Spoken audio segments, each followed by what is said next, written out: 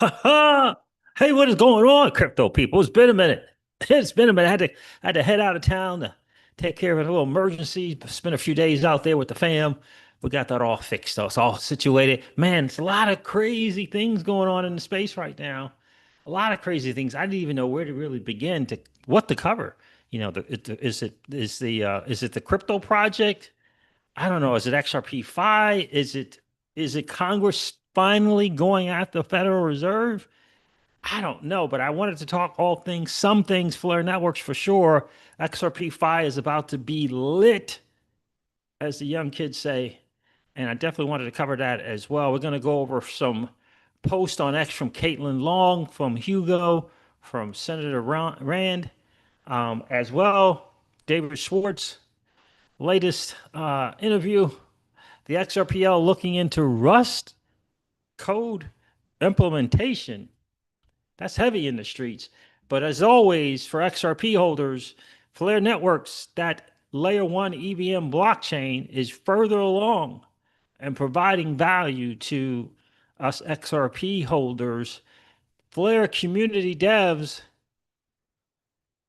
point to their largest community, Flare Networks' largest community, is in fact XRP holders.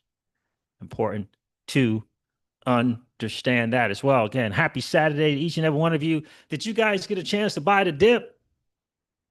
I bought the dip today, day before yesterday. Yeah, did you guys get a chance to buy the dip? I didn't buy XRP this time. I bought SWE. I bought Bitcoin SWE. Last time I bought Bitcoin XRP. I bought the dip though. Hope you guys had a chance to consider that, to ponder whether that makes sense for you or not. What's going on, Pookie Pookie? Pookie was first in the building. Happy freaking Saturday. Happy Saturday to each and every one of you. Yeah, this market is doing a little something. Pookie said he double dipped as well. I mean, indeed. We're going to refresh CoinGecko and go over these numbers a little bit. Oh, 112. 112 for Bitcoin. Interesting stuff. I'm glad I snatched them up. I mean, $2.80 XRP. I'll probably buy more of that just while we're on the stream. $2.79. I'd probably buy more just while we're on the freaking stream. You won't even know, guys won't even know I'm buying. I'm gonna buy some while we're on the stream. Now I bought XRP. I was like, oh, under $3, nice. But $2.79, I'm just gonna get some more. I'm gonna get some more while we're streaming. Appreciate you guys checking in. Holy moly, what an exciting time to be an early adopter in this new asset class that is a digital asset space. Blurred Networks is killing the game. I hope you're paying attention. I don't know what the price of the FLR token is going to be. I don't know, but I know the blockchain, the Flare Networks layer one EVM blockchain is next level with its enshrined protocols, with data as oil. I know that. That's what I want to know. The value is in the protocol. The underlying asset will get its value in time. I don't know what price it's going to be. I know it's going to participate in the bull cycle in the latter part of the altcoin bull cycle, like all the altcoins. I know that, but I don't know where it's going to go. I'm interested in the next cycle. I always look to the second cycle of an altcoin. That's where we learn if it's legit or not, if it's the real deal or not, in my humble opinion. Let's go, fam. Let's get into this for sure. I'm gonna have to pull up my favorite exchange, Kraken Pro, not regular Kraken. Then you messing around with that regular Kraken. You messing around with, you know, another version of Coinbase.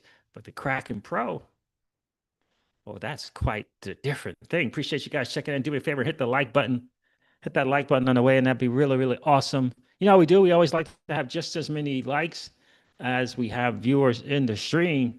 I hope you're excited about being in this space, not just holding assets, being involved in this space, being here early. Being here early. I was hanging out with some people and I shared where we were and how we were in this space in 2016. And they were looking at me like, yeah, I know what the price of BTC is today. And you got some of that in 2016. Yeah, yeah, indeed. Let me do this. Pull this up, get this ready to pull a trigger. And then I will be, let me see. Yep, there it is. Yeah, I really like Kraken Pro, man. Really like Kraken Pro. I know my guy Jungle has a business account with Kraken. But I really do like Kraken Pro. They're doing a really, really good job. Nice, favorable fees, that type of deal. Do that, make that happen there.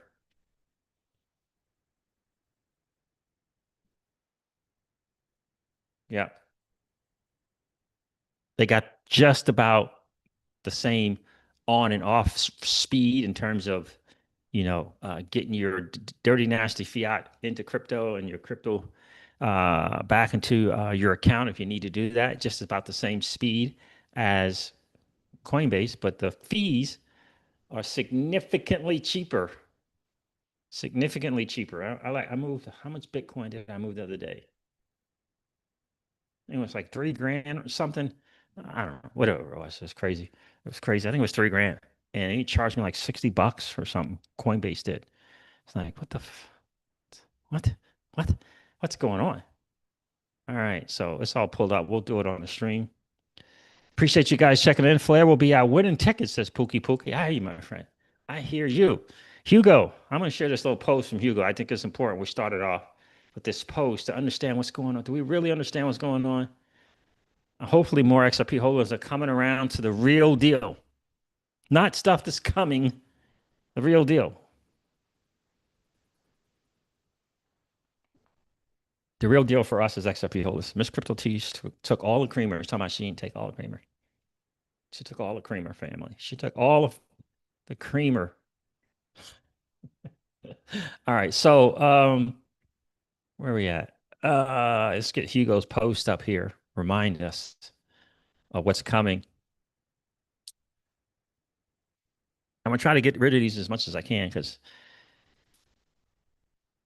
taxing this computer. So remember this, fam. Remember this. The world will be a better place when $185 billion asset, which is XRP, has a respectable rate of return. That is why Flare Network is here. You understand? Let me share a little quick. Let me get rid of all of these. I'm gonna share a little quick shorts, YouTube shorts, to remind people, especially the XRP holders who think there's a contest, who think there's a competing, who thinks you have to choose one layer one over the other. All right, let me do this.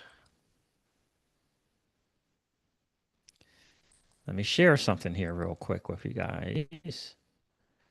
Get rid of those two. All right, so let's go here. Just a reminder, because people keep forgetting Pookie Pookie. They think it's a contest. They think it's one against the other. Like they don't understand. I want to go. I want to go to my history, so I gotta go here. Where do I need to go? Pull up my history real quick and share this video.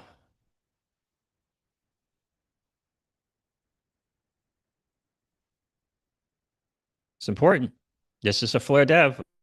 It's a Flare Network dev. It's important. Because people just, I don't know why people keep missing it, but that's why we're here to educate, inform, entertain. This was, man, I was so excited. I was here the second this thing was released from Ripple, and I had an emergency fly out and for 4 days and didn't get to share. I wanted to be the first to share that presentation. I think I watched it live, though. To be frank, I think I was watching that live. And Ripple, the timely release of that video of Hugo Filion uh, sharing about the TEEs and Flare was good. Come on, let's get this to go.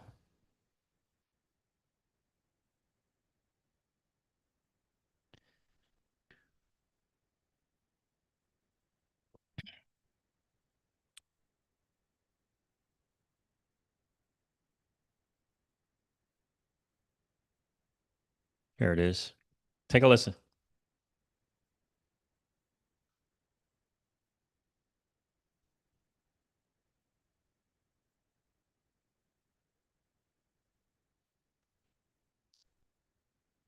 Sometimes I wonder if it's YouTube or is it...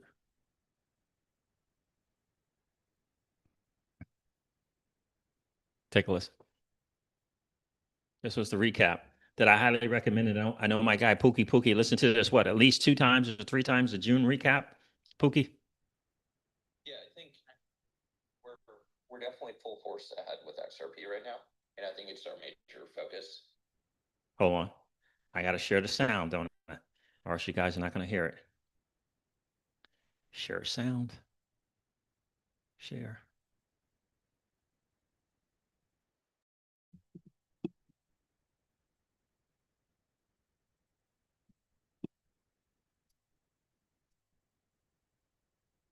I think it's where a lot of our community's assets are held, and that's going to be the first asset that I think that we really come to market with. I would say Bitcoin is a little bit more competitive just because of how large it is. I think for us, like the XRP community is the main focus right now, and I think with protocol managed wallets, we can introduce other chains a lot easier for bridging in and out. XLM is top of mind for us. Been thinking about Cardano as well, or Doge, right? Just whichever assets I think have generally been not talked about as much. That's what we think about XRP today, and that's why that's our main focus. It's also the largest market of the assets that. So just a reminder, again, a lot of people think there's some competition. Some people think, it's always all or nothing. They don't understand. Flare Networks is further along in providing value to XRP holders than any other project out there. Value to XRP holders, not a project just building on the XRPL. Projects bringing value to XRP holders, committed to the XRP holder, further along in that. And Firelight is a big part of the initial value proposition for XRP holders. Hope Lucas didn't get to bed. I might have taken too long.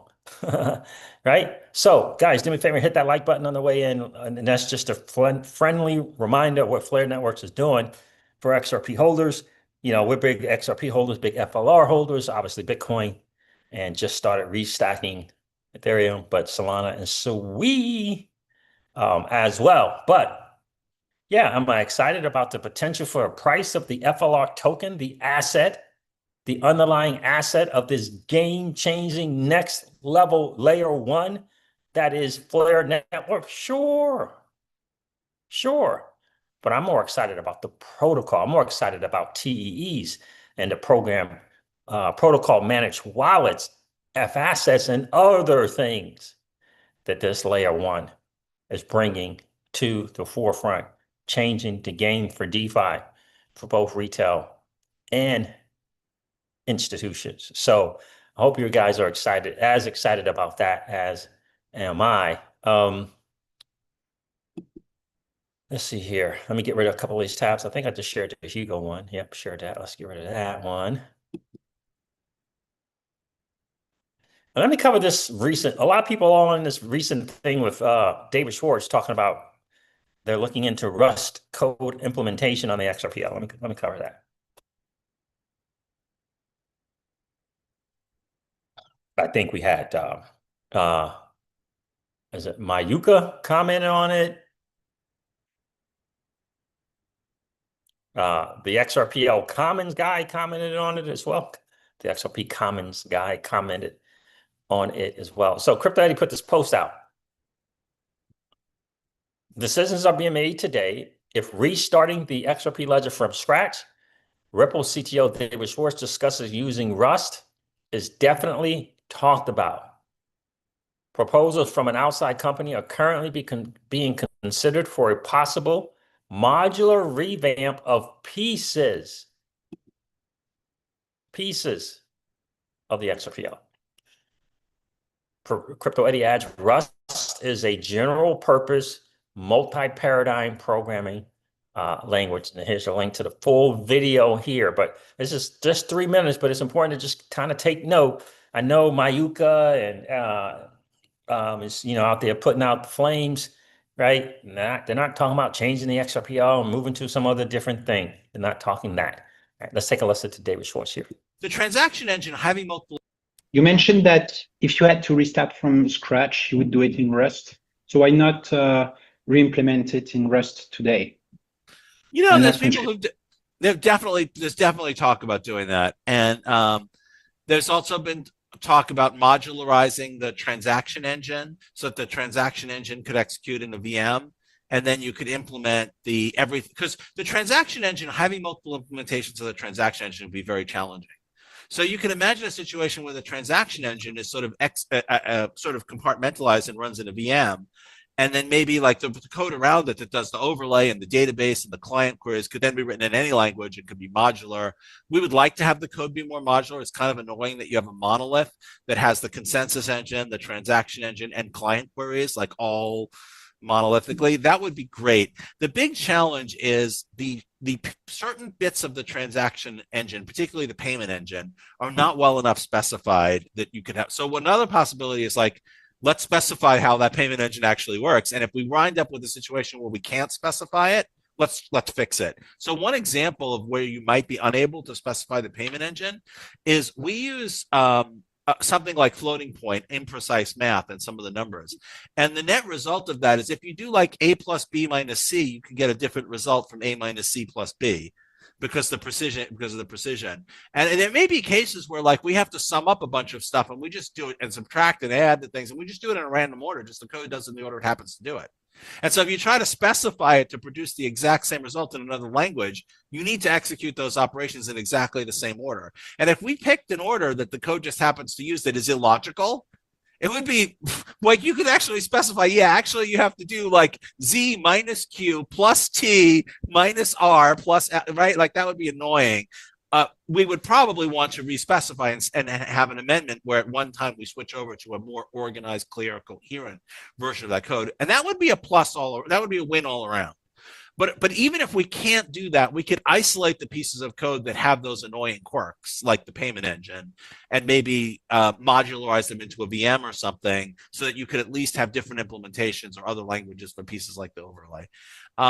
If you're interested in that, you should talk to, I think, Anshal Malhotra at Ripple. She is, we've actually got some proposals from some companies to do some of those pieces. And we're making decisions now about what we think is worth doing and what the order of doing things would be. What's worth doing and what the order of those things would be and what the order of that doing would look like. So they're looking into making some changes. And I think that's awesome. I think that's great, right? This is 2025. That thing came out in 2012, right? This whole idea of not getting better, not improving, it doesn't make sense. Does not make sense. So I thought that was great. They're not going to break the XRPL. My goodness, people keep thinking they're going to break something. They trust me when I tell you, David's going to take a very slow, methodical thing. He's not trying to destroy his baby. He doesn't want to do that. What's going on, Kyle T. Moore? How are you, my friend? Appreciate you checking in. Greg T. is in the building. Peter Summers is here as well, man. How are you? Peter is asking, did you read that analysis that said that Flare was set for 3,900% gain, CJ? Yes. Well, I saw it. I didn't read it. Yeah, I saw it. I didn't read it. It's just a dude out there with the thing. I'm not sure if it was anything more to it than that, but I'll take a 3,900% thing. I'm looking at that protocol, I'm looking at the blockchain and the protocols and more stuff going live on the chain so we can really see what it is.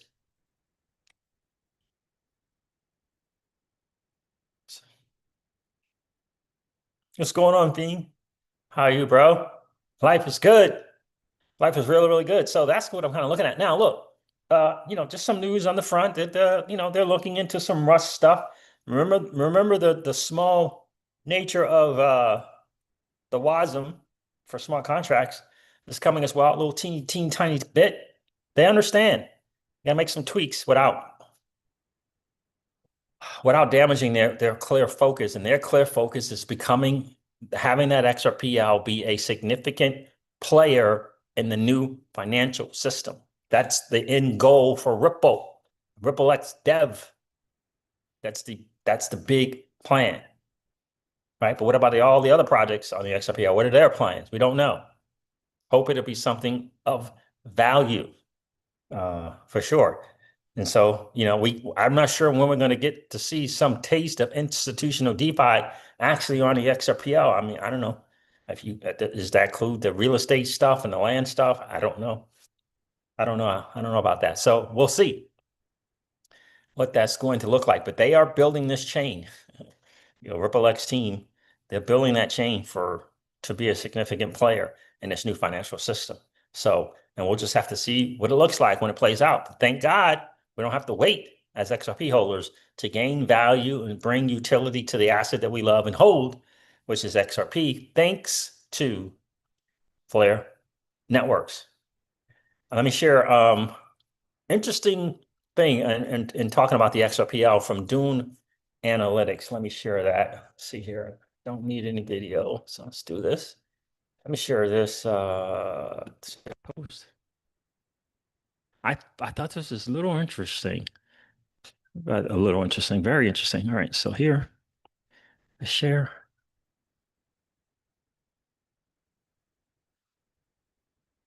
Dune Analytics put this out. It's been 30 days since the XRPL data went live on Dune.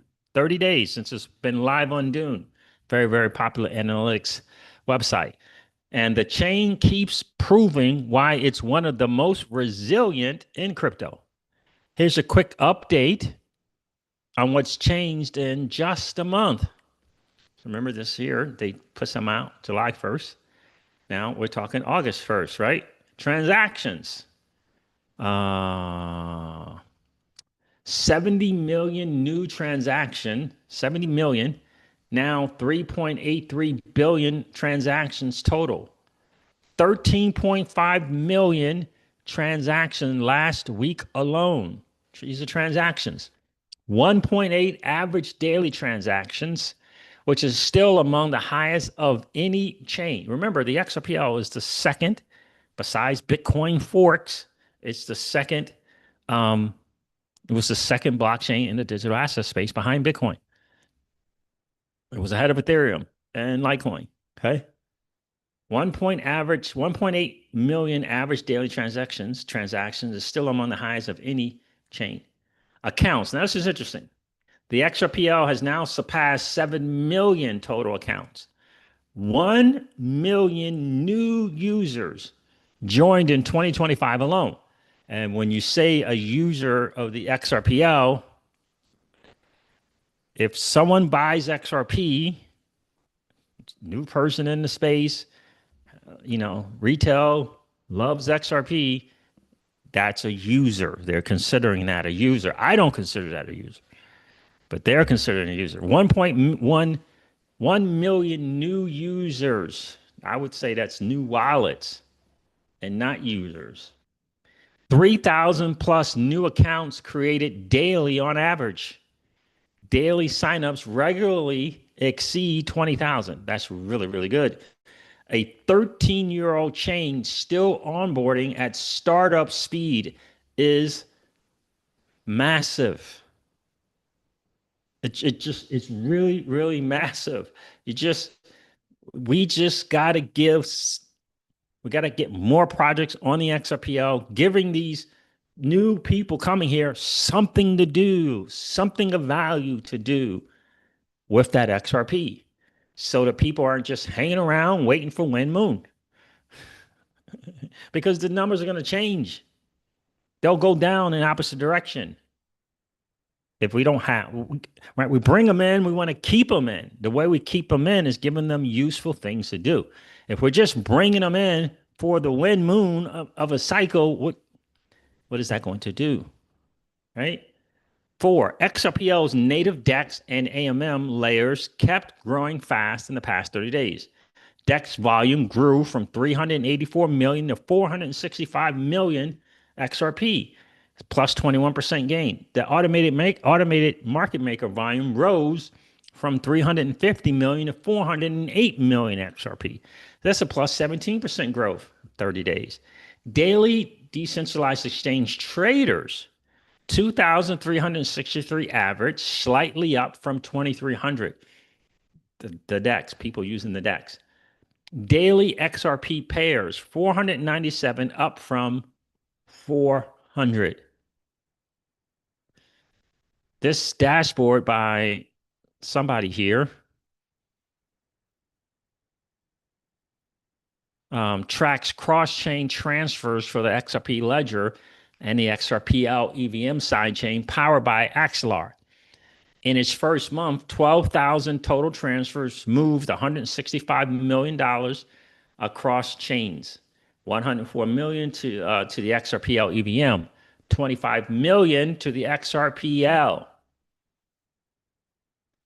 In the other direction, 30 million left the XRPL EVM, and 1.6 million left the XRPL. So that's really good. That's a good chart. XRPL is emerging as a global stablecoin settlement layer. Dune goes to highlight that Brazil Bank issued 4.2 million plus the BBRL in July. So more than 4.2 million of their stablecoin. Now the number 2 BRL stablecoin after transfer groups. The Ripple dollar stablecoins daily transfers jumped from 5,000 to 12,000 in a month. Cool. From payments to DEX, EVM compatibility to new stablecoins. The XRPL is evolving fast while staying true to its roots, speed, scale, and resilience. The data is live. The chain is thriving, says Dune. Track it all on Dune. All right, let me go here. So let me get rid of this. Arthur from XP Markets, I think it is, has a slightly different take on the numbers. Let me see if I can. Let's do this. This probably be the easiest way.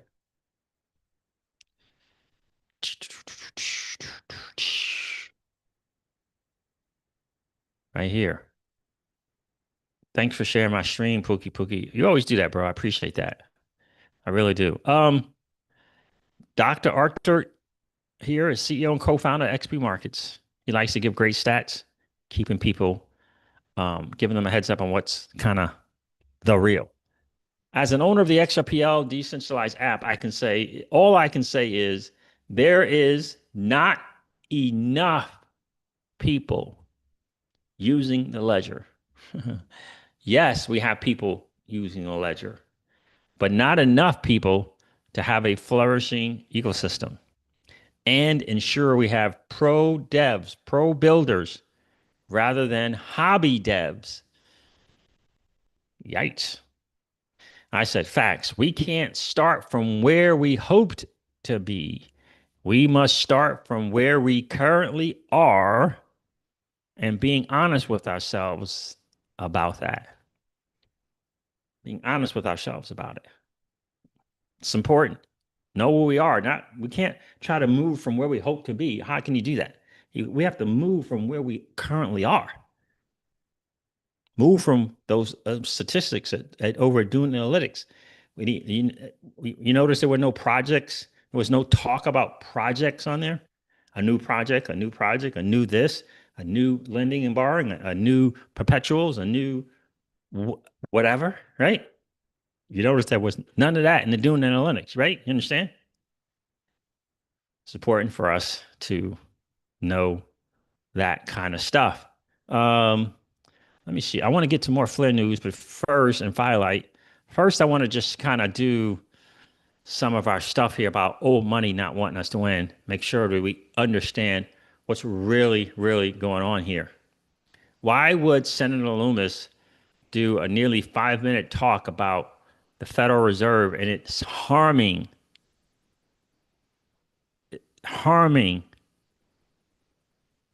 its citizens?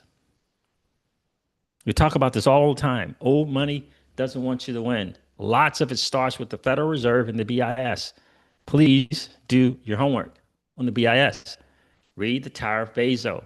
Become better educated. The more you know, the more you can prepare and beat them at their game. You can't just take some stuff on X. If you're in the digital asset space, why would you not know about the Federal Reserve and how it operates? Like, how would you not? Why wouldn't you want to do that? Why would you not want to know about the BIS, which is the central bank of central banks? You want to know its history, how it got started, and why it's really here. We can't just keep our head in the ground. Or is it head in the sand? We can't just keep doing it. Caitlin Long says this: best speech I've ever heard. Senator Lummis gives. Why is she best speech I've ever heard? Senator Lummis give. Why is she so passionate about the Fed's lack of accountability?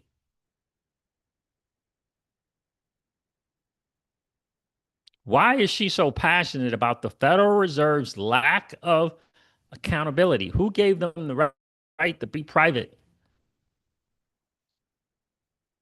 but act and implement things that affect us all? But they're going to be private and do their own thing. It's very similar to like a mini BIS in a lot of ways. She says she knows details that are not public. She knows details that are not public. She also knows what a joke the Federal Reserve's Inspector General is, how it protected wrongdoing by the people it reports to.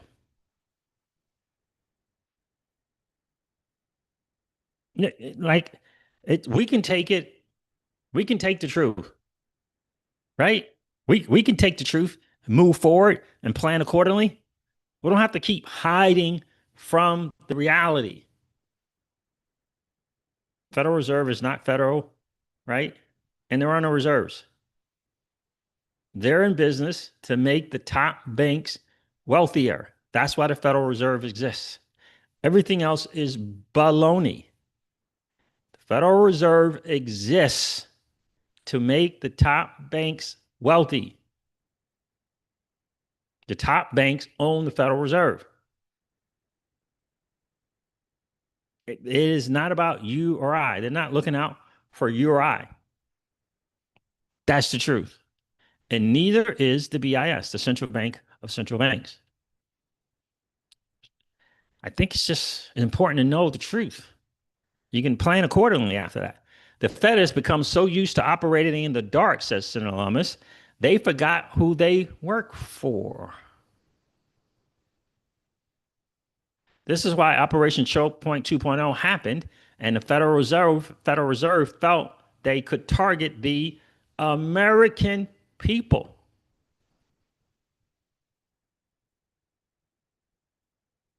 I won't have confidence in the IG's findings until they have independence from the Federal Reserve. Let's take a listen here real quick. Let me, Inspector General. Right sound.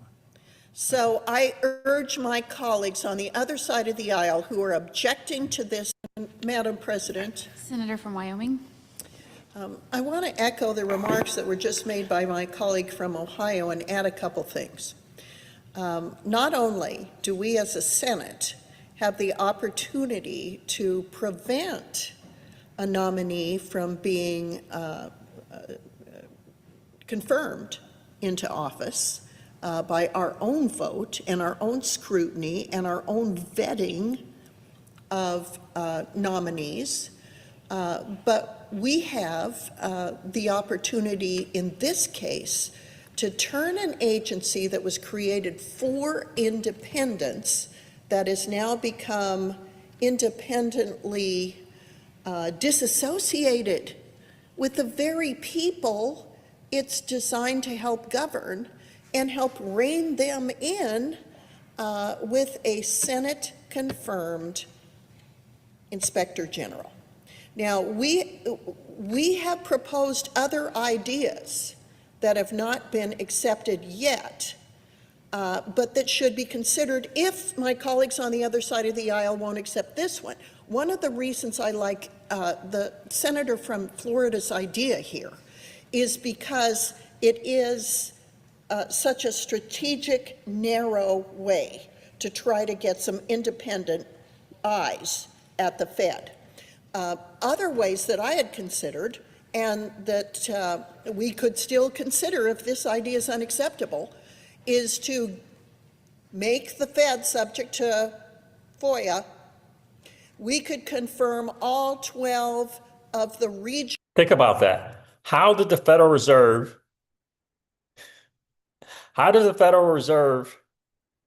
get to a point that they're not subject to a FOIA request? How did the Federal Reserves maneuver to get themselves where they are not subject to a FOIA request? FOIA. Anybody thinking about that? Did you know that? Are you reaching out to your local congressperson to say, how is that and why is that? We don't like that. Why can't we freely have information about what they're doing if they're supposed to be operating in the American people's best interest? Why can't we have FOIA requests pulled on them?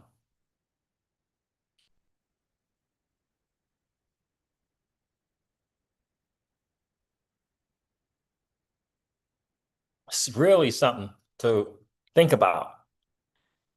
Again, they want us with the head in the sand and distracted by a lot of stuff, so we're not thinking about these kind of things. But in order to kind of get our country back, in order to be able to kind of fully prosper, these are things that need to be considered, especially for small business America. And Federal Reserves highly affects small business America. Remember, I shared with you in the video about a week ago how the Federal Reserve was paying banks not to loan money. Think about that. They were paying banks not to loan money to the American people. Think about that. As though small business America doesn't have enough challenges as it is. That's why they're reaching outside of this country for employees and for services. Because every time you turn around, small business America is being hammered with another restriction, with another hurdle, with another ladder to climb. It all starts with the United States Federal Reserve. I'm not sure if I can say that more plainly. We can't look at this and say, oh, we're just helpless. Certain people in Congress have been ringing the bell for a while, especially Mr. Rand, about the Federal Reserve. Mr. Massey, about ending the Federal Reserve. Let's continue here. Regional presidents of the Federal Reserve banks, so we have a say in who they are, and any number of other provisions that give the people of this country some oversight over that entity, the Federal Reserve, that has become so independent that it thumbs its nose at working for and with the American people. Look what happened in the way banks were supervised in the last 4 years. Chokepoint 2.0 brought about a government-caused failure of 2 banks. Those banks were not insolvent. The Federal Reserve and the FDIC pushed them into insolvency because they didn't like their customers. That was it. They didn't like it that banks were providing banking services to digital asset companies, to Melania Trump, to the children of the now president. They targeted those people. They debanked those people. Government did that by threatening the financial institutions that had them as customers, saying that the safety and soundness of the institution was going to be subject to scrutiny if they continued to bank digital assets. And you know, the bottom line to that is it's not a left or right thing. Those people, I'm not talking about the banks, the people who were customers are American citizens. Let me say that again. It's not about left and right. The bottom line was the customers were American citizens with a right to banking. And the Federal Reserve says, we don't like the fact that these people are your customers. The Federal Reserve said it, did it, implemented it.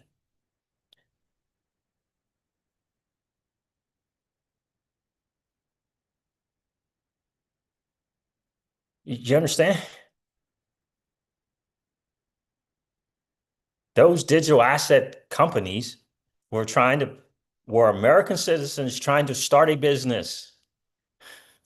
You understand? Right? A person, maybe it was your neighbor, trying to start a business, and the Federal Reserve said, "Yeah, we don't like those customers. We're gonna put this in here, and we're gonna harm these banks that are providing the service. We're gonna personally attack and bankrupt them."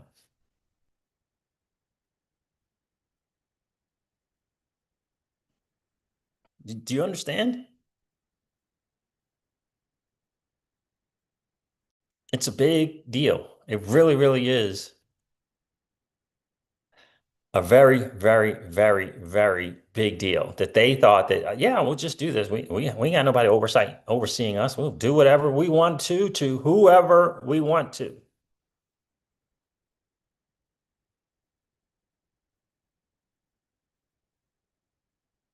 Private, independent entity that everybody clamors every quarter, seeking and seeking out and just clamoring to this little meeting that they have and presentation that this dude has. Just the world depends on what this dude says. Like, it's ridiculous. It's insane to me that it happens. News reporters, news media, just, oh my God, what is he gonna do? Is he gonna save us? Is he gonna wreck us? Is he gonna hurt us? Never questioning this whole idea of inflation, never questioning who gave them the power to do what it is that they're doing. How did they get to that position? Why are they private? Why don't they have someone that is checking them on their actions?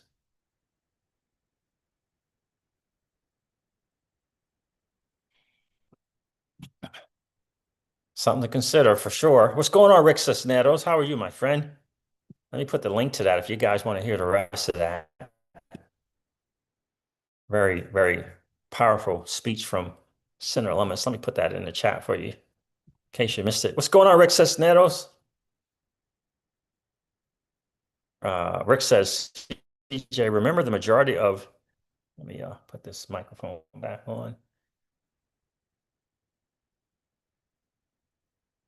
CJ, remember the majority of uses on the XRPL from institutions are off the chain. Permission domains will chain. Are you saying change this?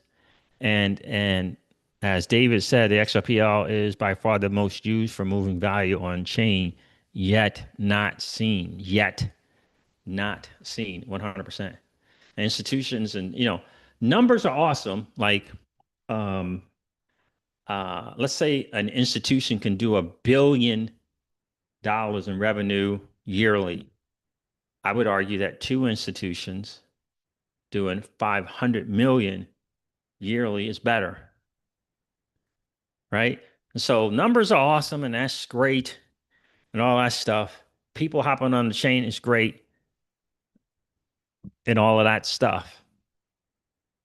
But if an institution is not the institution that comes on and provides utility and value to the holders of the asset, an institution that comes on and provides utility, right? Utility and usage and value to the holders of the blockchain, not hopping on there doing something for themselves and their private clients.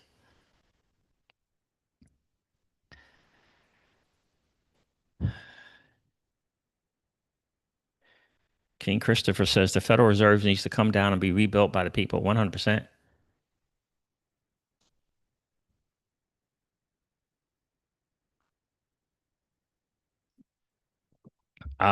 Peter says would be interesting to see who the developers were who put the proposal to Ripple Centaura. Ripple Centaura, what do you mean, Peter? Ripple Centaura. Found out here recently that both Hugo Filion and Ripple invested in the series round for Centaura. Centaura is the people that put together Firelight. I think, and Into the Block, they kind of come together to create this Firelight project that's going to allow for a vast amount of utility use cases for XRP. I can't wait for Firelight to go live. Anybody get any of those SPRK tokens from SparkDex? I didn't grab any of those.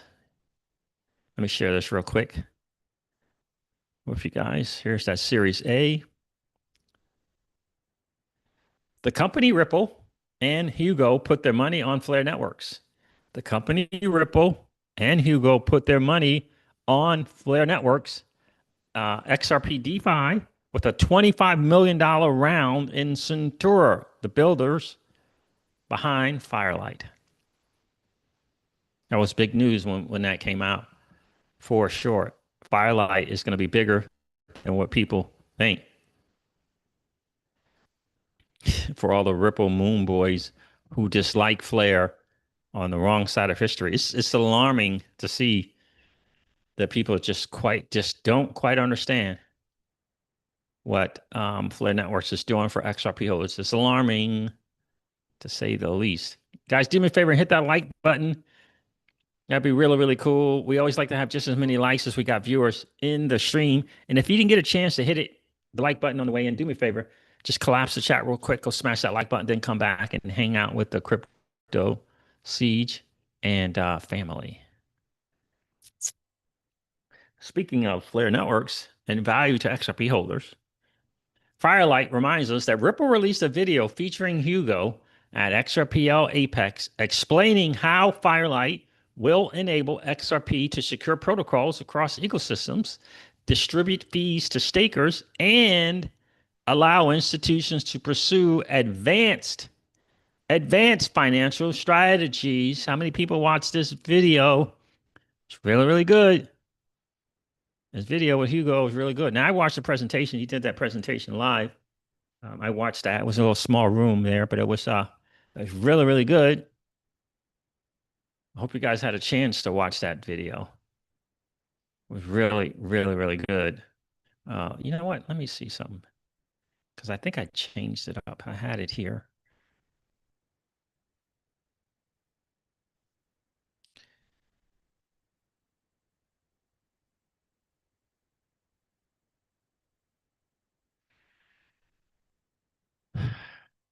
Sheila's is that pocket watcher dude again. All right, let me get this.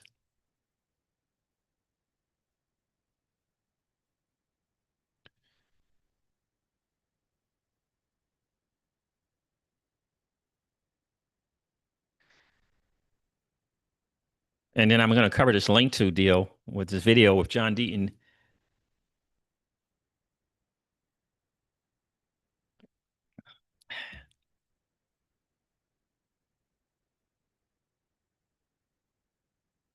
Here it is. XRP Staking, powered by Flare and TEEs by Hugo Filion.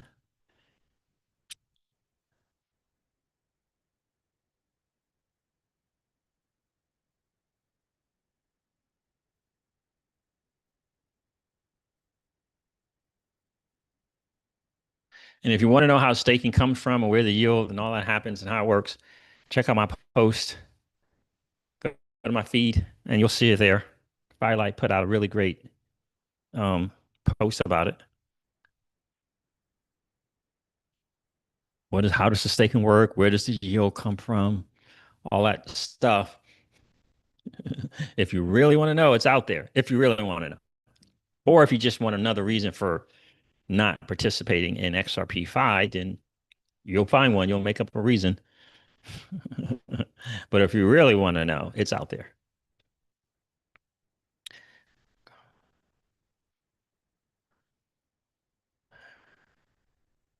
Let me get rid of this because it's just bad. It's just bad. Let me do this. It's not that. I want history.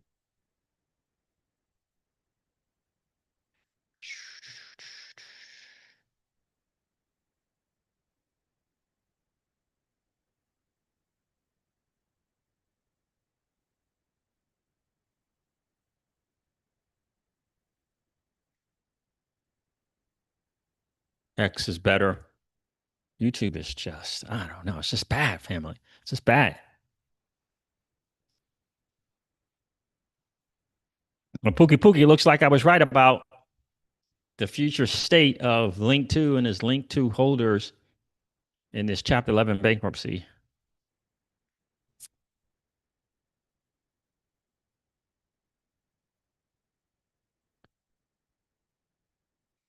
Unfortunately, it looks like I was right where that thing is headed.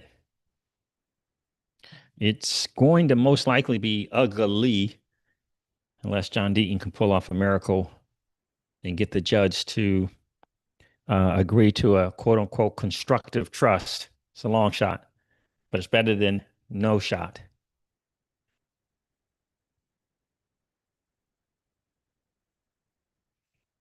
For those of you wanting to know where yield comes from for staking with Firelight and other things that XRP holders are going to be able to do. Hello, my name is Hugo. I'm the co-founder and CEO of Flare. I'd like to introduce you to a product that I think will become one of the largest use cases for XRP over the next months and years.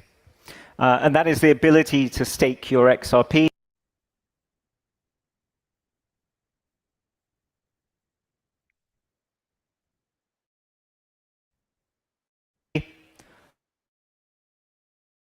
retain long side exposure,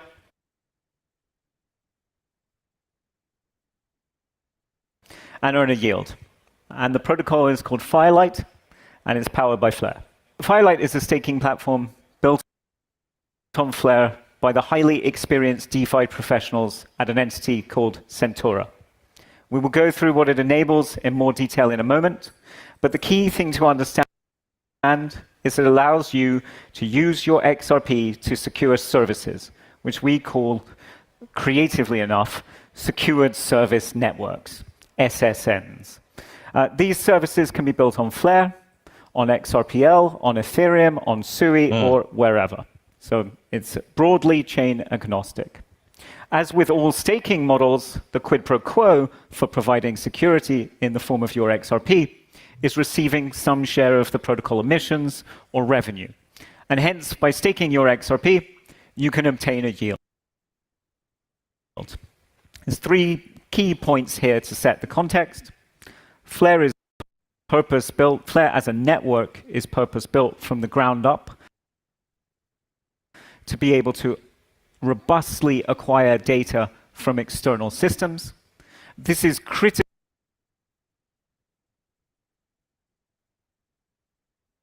for securing services and the ability to demonstrate to the staking contract on Flare that a violation of the protocol rules has occurred so that slashing events can take place. Flare's protocols are ideal for doing this robustly. When your XRP is staked, you receive a liquid staking token that acts as a receipt for your staking position, and you can use it in DeFi on Flare or potentially elsewhere. And it's always simple to exit the liquid staking token back to get your XRP back on the XRP ledger. So Firelight, the staking protocol that is being built on Flare, enables varying degrees of interaction for different parties. So for both individuals and institutions, staking of XRP is available in Just terms by the way, of this is Ripple YouTube channel released this video right after the word got out about Ripple, the company, investing in Centaura, which is a combination of Centaura, something into the block and some other thing, to come up with the project Firelight and that team to provide this service. I'm not sure if the XRP holders fully understand what's going on, why that is. And Centaura already said that Firelight, by the way, already said that this is starting with the XRP and the XRPL, but they will be doing other blockchains. So will Flare Networks. With their protocol managed wallets, they'll be doing other chains as well. With the protocol managed wallets, allowing us to operate on other chains as well. There's a part in this video here, I'm trying to figure out where, I think it was right there. Let's get to right here. Use cases, subjective, objective. Okay, yes, go there. Again, ensuring both on-chain and off-chain events. I think there are other financial products such as options, which could be settled through the use of staked XRP. Lastly, there's specific data tasks, which I find quite interesting, such as labeling data. Yesterday, we saw that Meta acquired 49% of Scale AI. Their business is simply labeling data for large AI labs. I think that's a perfect example of where you could have a dispute mechanism on chain to dispute a particular label of an item of data. I think blockchain works really, really well to aggregate that global knowledge. Meta bought that for, I think, 49% for 17 billion. So I think there's a market there. We now need to talk about, okay, once you've staked, what happens? Well, you get a liquid staking token. Through Firelight, you'll be able to stake directly to a particular node or service that you want. But in reality, most people will opt to have the stake managed by a third party, i.e. you can deposit your stake in a vault that the third party can administer. Importantly, under restrictions imposed by smart contract, i.e. they can't just take the XRP out of the vault and do whatever they want with it. The vault is restricted to being able to stake and being able to, if effectively if built correctly, they won't be able to rug you. And obviously Firelight are building the first liquid staking token. So this vault that you stake to, it emits a receipt of your staking position, which is called a liquid stake token. So you stake your XRP through Firelight, you receive an EVM-compatible LST, which derives its value from the staked XRP, plus the accrued rewards. LSTs have become effectively the lifeblood of DeFi, with about $19 billion worth in existence. And to give you an example why LSTs are powerful, let's say you want to borrow stablecoins against your XRP. When you borrow, you pay a yield. Well, if the asset that you were borrowing in is also yielding, you're offsetting your cost of borrowing, either partially or completely. And so this allows you really quite considerable... Yeah, so Firelight will provide a service that manages where your stake is leveraged, bound by smart contracts for those who opt to do that. There's going to be a certain measure of people, unfortunately, that won't take the time to learn DeFi and or don't want to learn DeFi on their own, and they're going to let someone else provide some managing that stake for them. Certainly nothing's wrong with that. It's just my personal thing that I would love for more people to become independent of someone managing their stuff for them. Firelight will provide a service that manages where your stake is leveraged, bound by smart contract. Receive the EVM compatible Firelight liquid staking token, which is the LST. LSTs have a prominent place in DeFi ecosystems. For sure, I think EigenLayer, I think Lido as well. I don't know if Lido is just staking or liquid staking. EigenLayer is liquid. LSTs have a prominent place in DeFi ecosystem. Borrow against your staked XRP. You lend the asset, XRP, and you can borrow from a list of available borrow tokens. And if you borrow a stablecoin that is giving yield to stablecoin holders, that's a pretty good deal. Or you can take the stablecoin and you can participate in an LP position with that stablecoin as well. Or you could take the borrowed stablecoin and buy more of the asset, XRP, trade the stablecoin in XRP, deposit more XRP in terms of staking and benefit from that as well. So borrow against your staked XRP. Use your staked XRP as collateral for other financial purposes like DeFi. Use your staked XRP in yield markets such as Pendle and Spectra. That would be cray-cray. If you're able to take that staked XRP and go into Pendle or go into Maple Finance, for example, listen, I'm telling you right now, the EVM ecosystem is anxiously awaiting. Let me say that again. The Ethereum EVM ecosystem is anxiously awaiting that liquidity from XRP. They're chomping at the bits. Chomping at the bits to provide some type of service to you, some type of yield, some type of ways to leverage other financial instruments out there. Do you have to learn? Sure, you got to learn. Through Flare's protocol, the Firelight LST will be available across different ecosystems, including the EVM sidechains that I just said, right? It is always simple to unstake and return XRP. Another thing that people are not understanding. The whole process starts with your XRP locked on the XRPL. You mint this FXRP, the XRP gets locked on the XRPL, if you will. You get an FXRP, and the FXRP is what you're staking to get the STXRP, which is a liquid staking token. You're always able to go back the other way and get your XRP. Hopefully, when you're going back in there, you've come from profiting. You've come from profiting over here, and then you go back in to your XRP, right? Lots of strategies, but you do have to learn them. Don't chase the game, let the game come to you. In other words, in small allocations, 0.5%, less than 1%, 1%, small allocations of your valuable asset that is XRP, and learn the game. Learn the game. And in the end, it's a small allocation of risk is better than no risk at all, because you miss the potential upside. The potential upside. Right? That's from that great book by Lucas Delena that was recommended by Guy Spear, right? All right, let's listen to some more. Financial flexibility whilst remaining fundamentally exposed to the upside of XRP. And I think that's a great use case. So just want to talk about broadening out the risk spectrum. We've been talking about objective staking and staking to resolve subjective events. That gets to be, the core concept of staking is I have a vault, I have some value in it, I can use that value to do something.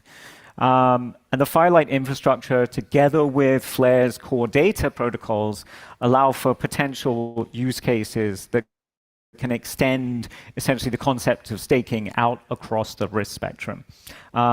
Staking to infrastructure is one kind of risk, probably the lowest risk in forms of staking. Staking to resolve a subjective event is probably a slightly higher risk. But as this industry fleshes out, and using Flare's data protocols, and a combination of vault structures, we can create a whole panoply of on-chain financial products. The most interesting to my mind, as I said, are insurance on both real-world events and on-chain events. And finally, I think this space really needs a proper options protocol.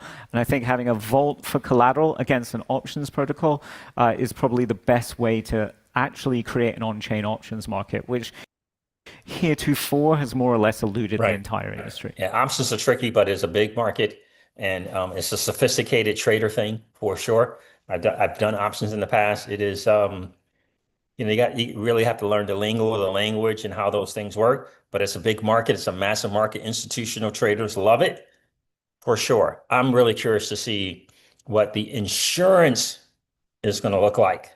Because you know how we are. We want insurance. We want FDICs. So, Hugo talks here about having insurance on these particular protocols, on-chain insurance, and people are going to love that. And backing it by XRP is going to be a significant thing. These are things that put you as a holder in positions, right?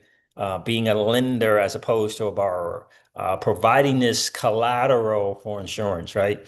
And being rewarded for doing so is significant. Understand this is taking place in a DeFi world, right? Where each of us need all of us, and all of us need each of us. Once we get that concept and how that really, really works, it can be a really, really, really cool thing because all of us have the same goal, which is leveling the playing field and eliminating as many middlemen and women as humanly possible. All right, let me get back to the stream. What happened to the stream? Oh, I know what happened. Let's do that. There we go.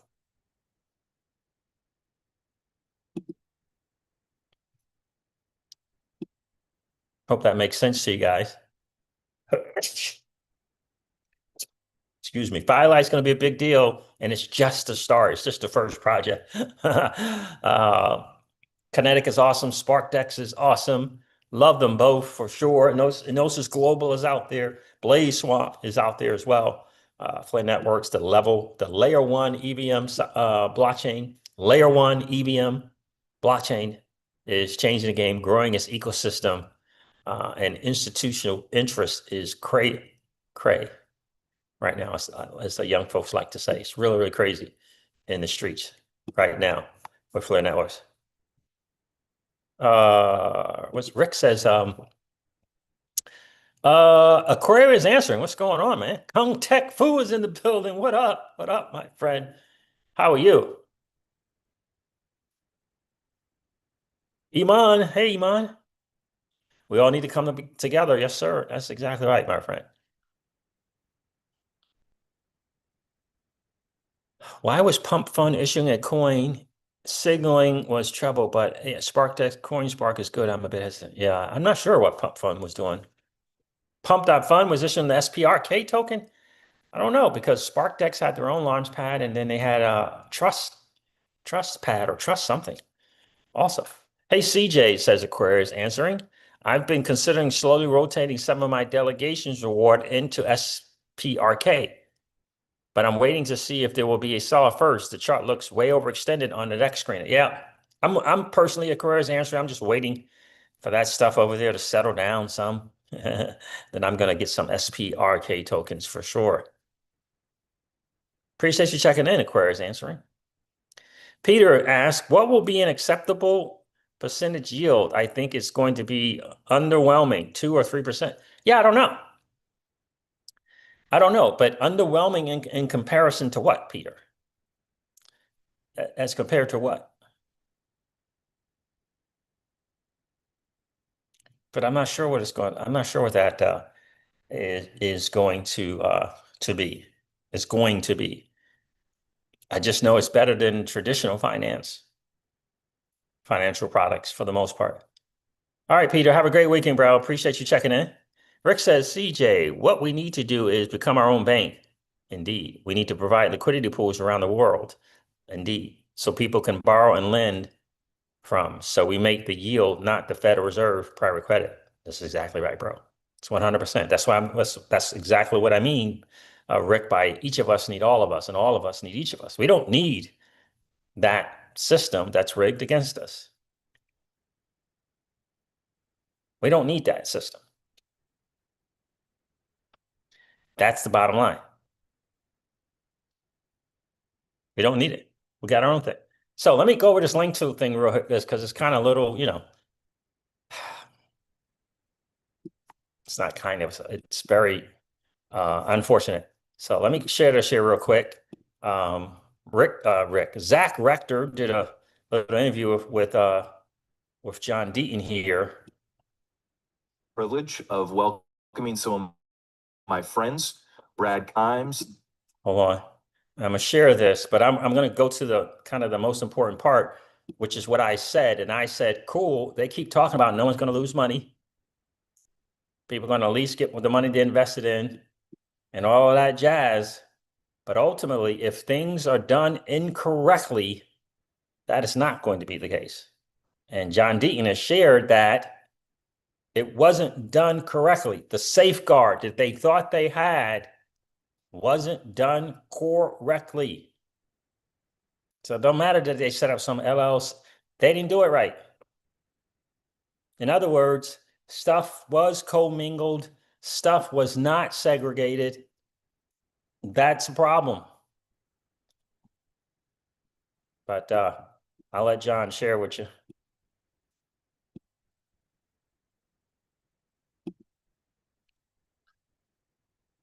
If I can get to, let me go to minute 17, because that's kind of the best place to start. And then John's going to share the reality, the truth of what one person decided to do. One person decided to become fraudulent and do fraudulent things. One person, and it created a mess. But over 13,000 people gave up their hard-earned, dirty, nasty, gave it up to get a representation of something, to let someone else manage it and hold it for them. And this fraudulent person is deciding to hire another CEO to let him take the fall and maneuver into something, right? It's not a great look. But the bottom line, trust was, trust was necessary, and it wasn't handled correctly. Giving up your stuff, now having to trust an entity to do the right thing, has got them in this situation. But let me go to minute 17 here.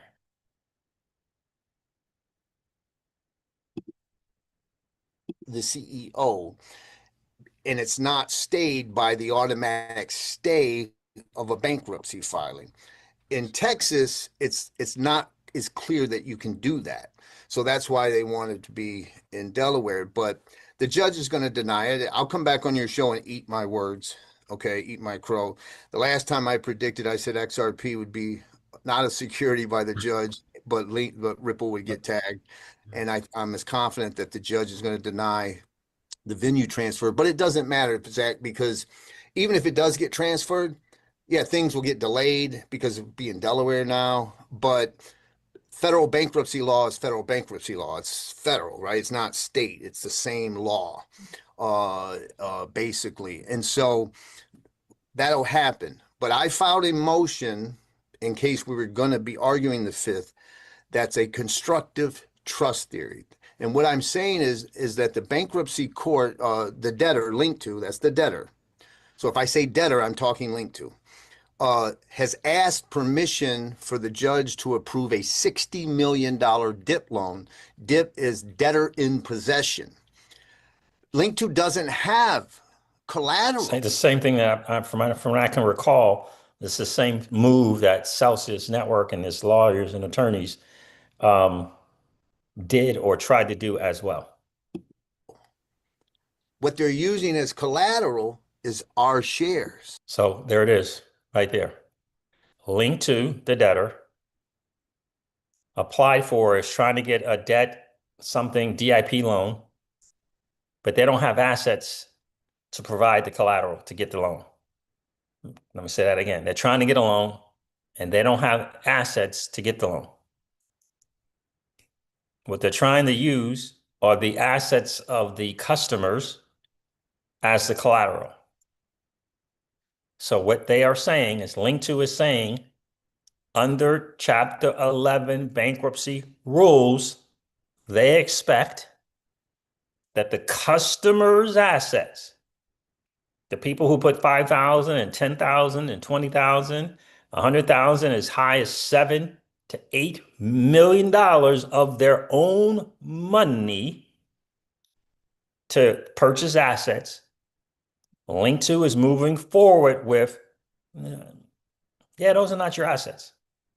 Those are our assets. That's what Link 2 is moving forward with. This is ultimately, unless John Deaton can pull off, if anyone can pull something off, can pull this miracle off, could get the judge to see it from the customer's perspective, it's John Deaton. It's a long shot, but again, it's better than no shot at all. But I want to emphasize this again, because people put their assets in the hands of other people under the guise of some representation thereof, are now in this position. That's why we say on the channel all the time, Iman, if you can't hold it, you don't own it. If you can't hold it, you don't own it. If you don't have something in your self-custody, non-custodial wallet, you just have a representation of something. That is the bottom line, and that is what the courts will tell you, especially in Chapter 11. Chapter 11, protection, is protecting the company and its management team, not the customers. The customer is the last entity considered in Chapter 11 bankruptcies. That's the dirty, ugly, nasty truth.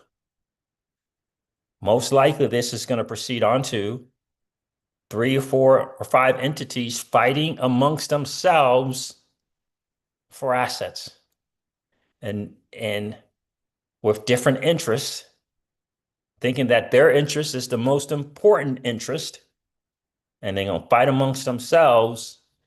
Typical lawyer strategy is going to get those entities to fight amongst themselves for the scraps.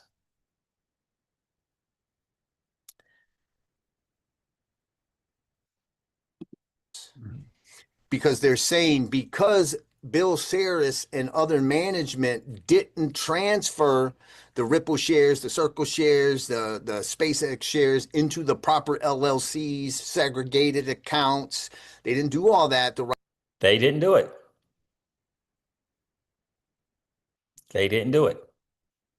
And that's always the challenge, is you don't know what's going behind closed doors. You're trusting that somebody's going to do the right thing and or the things that they're supposed to do with your stuff. That is the challenge. And until we can maturely walk away from that kind of thinking, this kind of stuff can happen. It only takes one person to become a fraud. It only takes one to make a company and an entity fraudulent. It only takes one. 99% of those people were probably honest, didn't do any fraudulent activities, but it only takes one to do it. It didn't have to be this co-founder, Bill. It could have been someone in the management. It only takes one. That's the challenge, because the way the court system is set up, it allows for this thing. And what we have said in this country is, as long as our voices are heard, then they've settled the need of the American people, because bankruptcy court allows the other people, the creditors, voices to be heard. But it doesn't protect them against fraud. It protects the company against fraud and fraudulent activities. It doesn't protect the customer. All that's required now in today's constitution of the judicial system, et cetera, is for your voice to be heard. Your only protection, what I'm learning more and more of, is your only protection is holding the assets that you love, holding them yourself. That is the protection. He just said there, they did not do what they were supposed to do with that LLC. Right way, property belongs to Link to, right? Because the property belongs to Link to. Look at those faces right there when he said that. DII, 400,000. Deaton, 500,000. Zach never said how much. Brad Kimes, over $300,000. These are people's hard-earned money from whenever. And the bankruptcy court is more than likely going to say that the assets are the property of the estate. John Deaton's SPV shares, DAI's SPV shares, Zach Rector's SPV shares, Brad Kimes' SPV shares. Again, the system is rigged against you.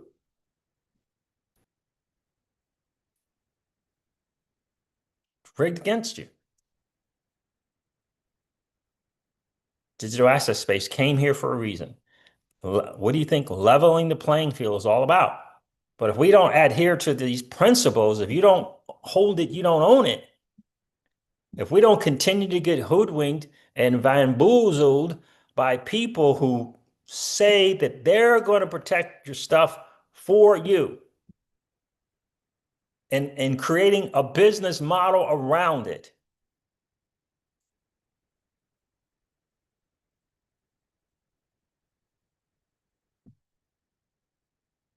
there's a business model around, no.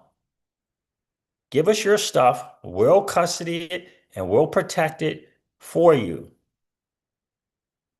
That's the model. And you'll pay us a fee to do it.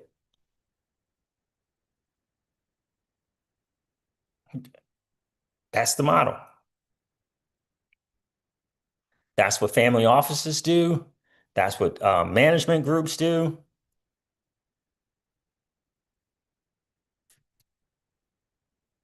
And the reason why it works, in my humble opinion, is because people are not willing to take personal responsibility for their assets. They want to be able to turn to a judge and say, no. They did. I trusted them. And they screwed up. What they don't understand is that the judge is operating under a set of rules. Those rules protect the company. They protect the people who hold your stuff. They don't protect you. You only get a voice to express your concerns and objections. The law is on their side. Now, the digital asset space is coming up with some stuff, but it hasn't been changed yet. You know, the whole, not only the whole no commingling thing, but also in bankruptcy court, in the event thereof, your assets are your assets. They're trying to make this thing a law, but this is coming from the digital asset space. And these are things that we're trying to push before our local representatives to get into law, to change these bankruptcy laws around. But it ain't there yet. It is not there yet. And for me, until I hear that law, or until I hear a case where the judge, a federal judge says, yeah, that's not your stuff, Link to, that's the customer's stuff. That's not your stuff, family office business. That's the customer's stuff. By the way, if a family office comes up with something that says that your stuff is not their stuff, that's not a law. If a family office says, oh, no, your stuff is your stuff, that's not a law. If that family office gets themselves in some fraudulent situation that subsequently enters into bankruptcy, the bankruptcy laws supersede the entity's family office policies.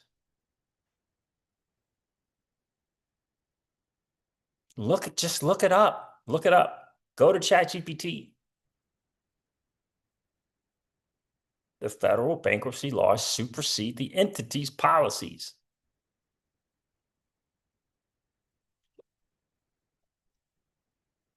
Because it wasn't transferred accordingly. Now, we all did our due diligence, Zach. I know I did. And I looked and said, okay, what if there's a bankruptcy? Well, it would be bankruptcy proof because it would be segregated in a separate account, untouchable by linked to or the debtor. They didn't do that. So I said to They didn't do it. The they is linked to the debtor. They didn't do it.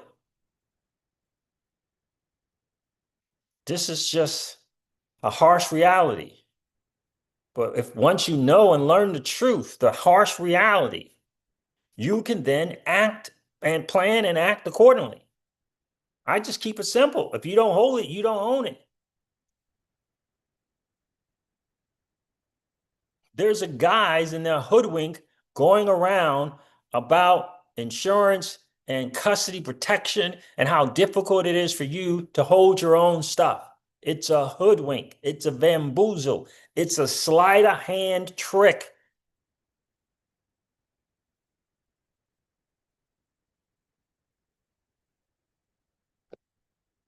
Until federally the laws are changed, it's a sleight of hand trick.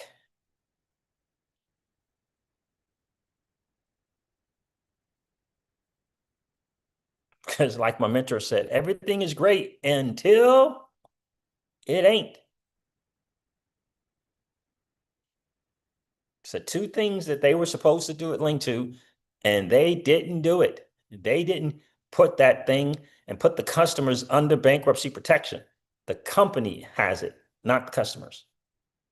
to the judge, look, if you allow them to do this, you basically are granting judicial approval of theft because they have what's called legal title. It's in an account that's they can legally access, but they don't have what's called equitable interest. It's not their property. They were holding it for us in trust. Just because they didn't cross their T's, dot their I's, and do all the things that they're supposed to, judge, don't reward them. That's going to be Deaton's argument with this particular trust that he's hoping to implement. That same argument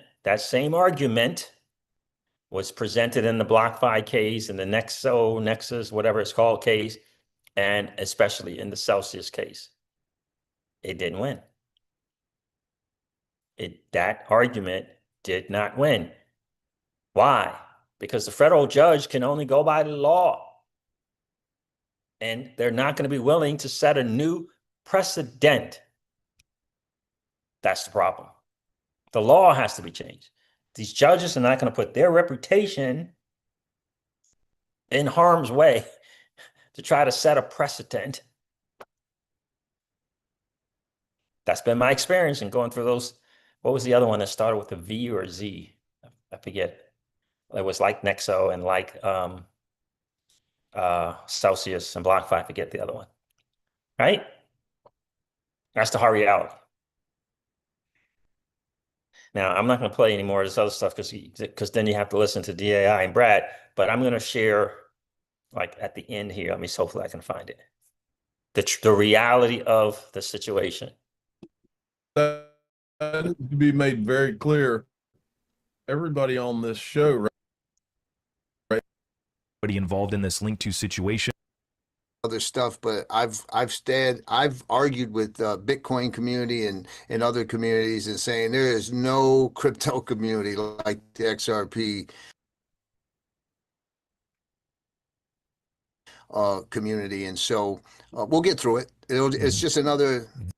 You were not knowledgeable of any of this, and you were just trying to bring a good resource to our community, and that's exactly what I do as well too. And so let's stick together. as not just an XRP family, but everybody involved in this Link to situation. John, it was a pleasure to finally meet you in person at Vegas this year. I want to thank you for your service. Thanks. You continue to be a leader and a real bulldog spearheading this effort. And so, any closing statement from you, John, as we wrap this up? Listen, just this community was taken advantage of because That it's is the such a bottom great line. community, right? The community was taken advantage of. That is the bottom line. The community was taken advantage of. That community includes the people promoting the product. That's the reality.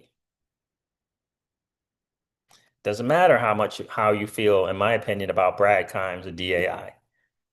They were taken advantage of. Now you could say they were compensated. I don't know what that looked like in terms of being sponsors, but they were being taken advantage of. They were being taken advantage of. And more than likely, this Bill Saris person probably wasn't even an XRP holder.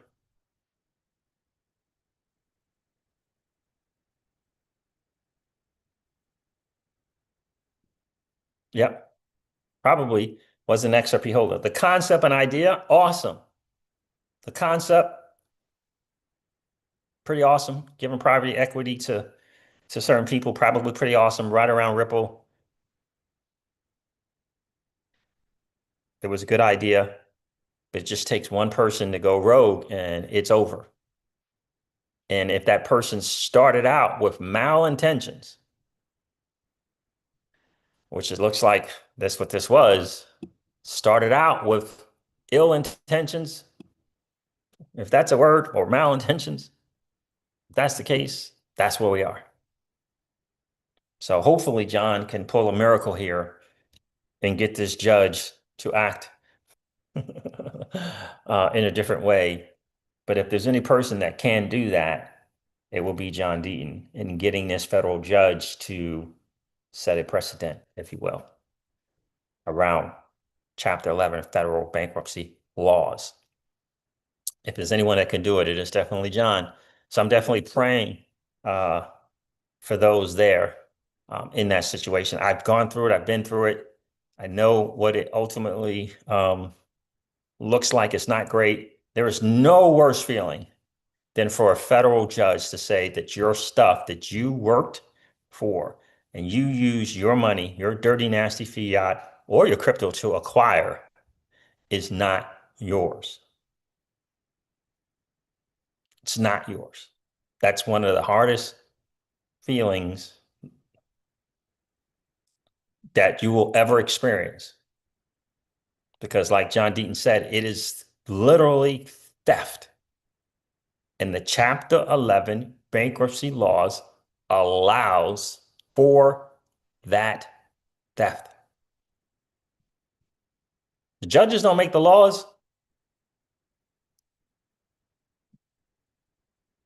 So, guys, do me a favor and hit that like button on the way out. That'd be super, super cool. I'm going to wrap it up here. It's been a really, really cool hang. Again, happy Saturday to each and every one of you. Yeah, I'm on a mission for self-custody. I'm on a mission for personal accountability and responsibility because of the system that is just not rigged in our favor. It is rigged in their favor. Big corporates and whatever that nastiness is over there.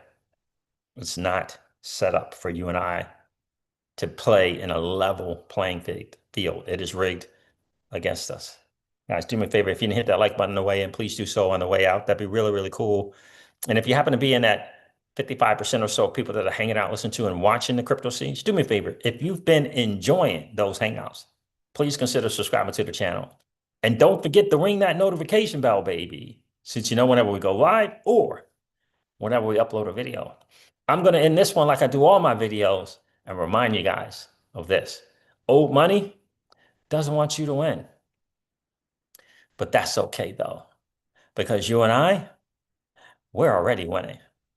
And I would ask you to consider this or perhaps ponder the idea or notion of living your life permissionless. I'll talk to you guys soon. See ya. Bye.